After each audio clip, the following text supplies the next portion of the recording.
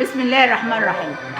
من الوطن نيوم وجايه قناه المحور، معايا الدكتور محمود النجار. كل سنه وما عليك طيب. وانت طيبه يا فندم. ازي حضرتك؟ الاعلاميه ربنا يبارك لك. العزيزه والفضه النفيسه. ربنا يبارك لك الله يا رب. يخليك. وانت النهارده موجود في مهرجان اخواننا الحلوين اللي احنا بنحبهم واللي احنا جايين لهم والله من اخر الدنيا، عشان الناس دي طيبه والناس دي فعلا جميل. تقول لهم ايه؟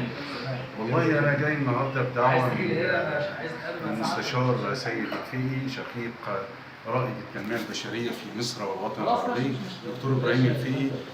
انا جاي النهارده بدعوه منه، وده شرف لي ان انا اكون موجود النهارده في وسط قامات ناس محترمين جدا قاعدين معانا النهارده، والاعلاميه الكبيره والفضه النفيسه والام العزيزه استاذه سهير يوسف. النهارده ان شاء الله يوم جميل ورائع، ولاول مره اجي ضيف شرف، يعني كل مره وحضرتك بتبقى حضرتك اللي بتقدم مذيع، فالنهارده انا جاي عشان ضيف شرف، عشان اقعد معاكم بس 15 دقيقه ونص وهمشي. طب اتفضل جنب الاخ، هو عنده فكره وهنقدم الفكره بتاعته لاول مره تاخدوه جنبكم. طبعا النهارده موجود، انا موجود معاكم النهارده بفضل الله عز وجل، وده الله يبارك فيك. هو اقترح حضرتك عليه الكلام وهو يقول الفكره ونسمعها كلنا للجماهير. انا اسمي احمد عبد الكريم، الاعاقه بتاعتي اعاقه بصريه. تمام. المشروع بتاعي بيندرج تحت رفع الحياه الاجتماعيه والحياه الاقتصاديه للمعاق بدون تكلفه الدوله او ارهاق الدوله في الميزانيه العامه.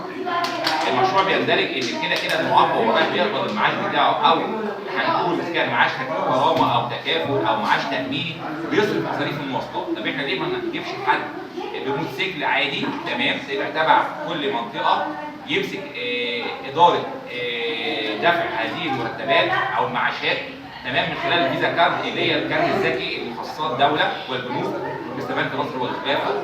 تمام. ومقابل مادي 15 جنيه، 5 جنيه بتروح للراجل اللي هو جايب المعاش عن طريق المكنه المميكنه، بيضرب الفيزا بيعرف الفاتوره بتاعته المستحقه ان هي اوكي اوريدي متاكده على السيستم بتاعي كل شهر، وبيديها لي نقديا. تمام. وفي نفس الوقت برضك ان انا هستفاد منه، مش من خلال بس ان هو يقبض المعاش، لا، ده هستفاد منه كمان في تنفيذ استثمار السن ورق معين محتاجينه، هو يتولى الموضوع دوت من خلال مجال الشؤون الاجتماعيه. دي نمره واحد.